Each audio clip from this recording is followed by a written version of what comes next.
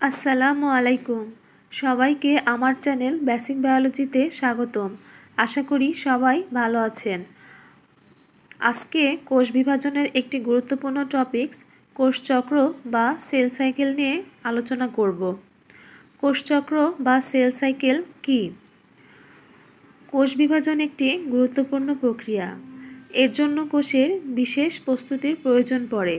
প্রস্তুতি পর্যায়কে ইন্টারফেজ বলে।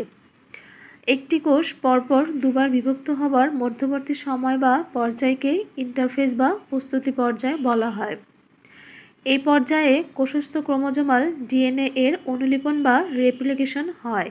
এটিপি সরবরাহ বৃদ্ধি হয় এবং আরএনএ ও প্রোটিন সংশ্লেষণ হয়, যা কোষ বিভাজনের সময় ব্যবহৃত হয়। প্রস্তুতি পর্যায়ে প্রধানত তিনটি উপপর্যায়ে ভাগ করা হয়। এগুলো হলো বিরাম 1। এই উপপর্যায়ে সাইক্লিন নামক প্রোটিন, অন্যান্য প্রোটিন এবং আরএনএ সংশ্লেষিত হয়। 30 থেকে 40% সময় এখানে ব্যয় হয়। তারপরে আসছে ডিএনএ অনুলিপন বা রেপ্লিকেশন। এই উপপর্যায়ে কোষস্থ সকল ক্রোমোজোমের ডিএনএর অনুলিপন বা প্রতিরূপ বা রেপ্লিকেশন সৃষ্টি হয়।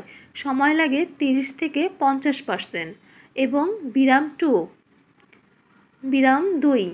এই উপপর্যায়ে কোষ বিভাজনের অন্যান্য প্রয়োজনীয় উপাদান প্রস্তুত হয় এবং এই সময় লাগে 10 থেকে 20%। প্রস্তুতি পর্যায় এবং বিভাজন পর্যায় চক্রাকারে আবির্ভূত হয়, এজন্য একে সেল সাইকেল বলা হয়।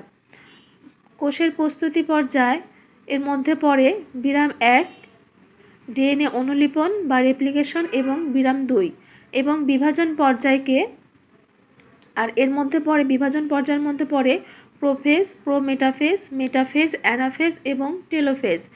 এই কোষের প্রস্তুতি পর্যায় এবং বিভাজন পর্যায়কে একত্রে সমষ্টিগতভাবে কোষচক্র বলে।